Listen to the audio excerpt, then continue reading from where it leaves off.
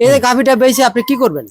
আমার এক ছেলে বিদেশ যাবে, এই কারণে গাভীটা বিক্রি করা। দর্শক আপনারা কিন্তু প্রতি মুহূর্তে আমার বড় বলেন ছেলেটা বিদেশ এত যাবে। বড় গাভী কেন প্রান্তিক খামারে বেচে? আপনি যে গরুটা হুম।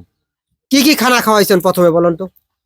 আমি দানাদার খাদ্য খাওয়াই হচ্ছে ভুসি, সাথে ভাঙানো খাবার, আর এই শুকনা খের, সাথে কাঁচা কিছু ঘাস খায়। এই পর্যন্ত। এই পর্যন্ত। হ্যাঁ। প্রথম রাউন্ডে কতটুকু দুধ দহন করছেন? আমি 24 থেকে 25টা দুধ প্রথম রাউন্ডে পাইছি। প্রথম রাউন্ডে হ্যাঁ। 24-25টা পাইছেন। হুম। সুপ্রিয় দর্শক আসসালামু আলাইকুম। 15ই জানুয়ারি রোজ বৃহস্পতিবার আজকে একটা গাভী ক্রয় করলাম এই বড় ভাইয়ের কাছ থেকে। আমরা বরাবরই দর্শক কিন্তু প্রান্তিক খামার থেকে গাভী কালেকশন করে থাকি এবং প্রান্তিক খামার থেকে গাভীগুলো কালেকশন করার একটাই উপায়, সব রকমের ভ্যাকসিন টিকা ভ্যাকসিন দেওয়া আছে এবং বাট জরায়ু 100% গ্যারান্টি থাকে।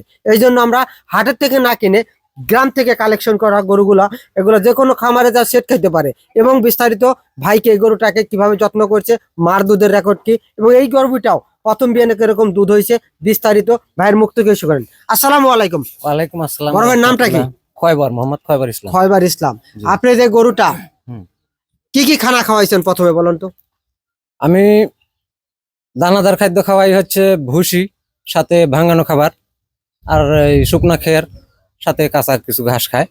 এই পর্যন্ত। এই পর্যন্ত। হ্যাঁ। প্রথম রাউন্ডে কতটুকু দুধ দহন করছেন? আমি 24 থেকে 25টা দুধ প্রথম রাউন্ডে পাইছি। প্রথম রাউন্ডে হ্যাঁ। 24-25টা পাইছেন। হুম। আচ্ছা, এই গাভীটার মার দুধের রেকর্ড কেমন ছিল?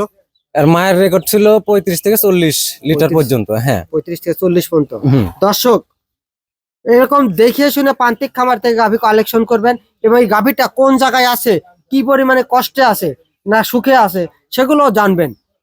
ভাই এই যে গাভীটা বেচে আপনি কি করবেন? আমার এক ছেলে বিদেশ যাবে, এই কারণে গাভীটা বিক্রি করা। দর্শক আপনারা কিন্তু প্রতি মুহূর্তে আমার বড় বলেন ছেলেটা বিদেশ এত যাবে। বড় গাভী কেন প্রান্তিক খামারে বেচে? কারণ একটা খামারির স্বপ্ন থাকে তার একটু ভালো কিছু করার জন্য। এবং গোয়ালটা দেখতে পাচ্ছেন, গোয়ালের অবস্থাটা কি, 4টা টিন দিয়ে কোনো মতন কোনো গোড়াও নাই কিন্তু, মানে যে যে খাবে যে সে গোড়াটা দেখতে পাচ্ছেন, গোড়াটা কিরকম একটা বাঁশ দিয়ে কোনো রকম কিন্তু খাচ্ছে।